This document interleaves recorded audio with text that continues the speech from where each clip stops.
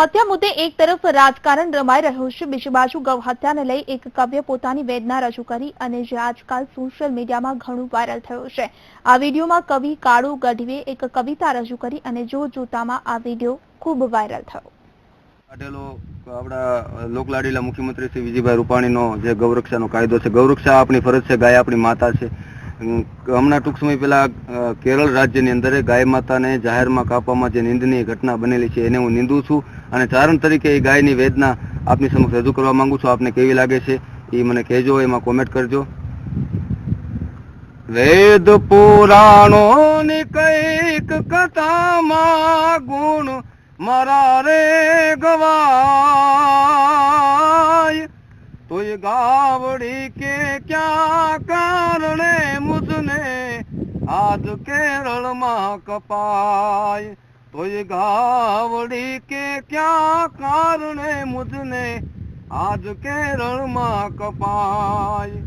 અને બધા ધર્મોના એ બાળને દીધા હરકા દૂધડા હદાય, કોઈ નાનો કે એ મારે કોઈ મોટો નહીં, મારે સૌ સરખા કહેવાય, કોઈ નાનો કે કોઈ મોટો નહીં, મારે સૌ સરખા કહેવાય। તો ગાય માતા એમ કે છે કે આ શા માટે બધા આવું કરે છે?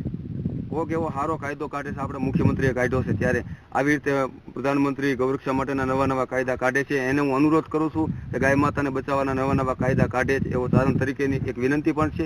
અને ગાય માતા કે શા માટે કે રાજનીતિ એ કુડી રામવા મારી વેગથી વાતું થાય, આ કોક કાઢે હારો કાયદો તો કોક એના વિરોધમાં કાપીને ખાય, કોક કાઢે હારો કાયદો તો કોક એના વિરોધમાં કાપીને ખાય।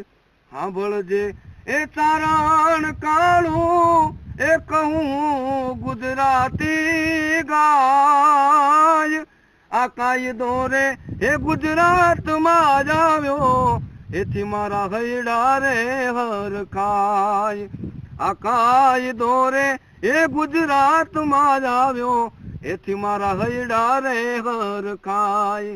આ ગાય માતાની વેદના દ્વારા આપણા લોકલાડીલા મુખ્યમંત્રી શ્રી વિજયભાઈ રૂપાણીને એક અભિનંદન પાઠવું છું। ગૌરક્ષાનો જે આપણો ગૌરક્ષા માટેનો જે કાયદો કાઢ્યો છે, કારણ કે ગૌરક્ષા માટે આપણા રાજપૂતો આપણી ઘણી બધી જ્ઞાતિઓનું બલિદાન બોલે છે। તો ચારણ તરીકેની ગાય માતાની વેદના રજૂ કરી, આપને કેવી લાગે છે?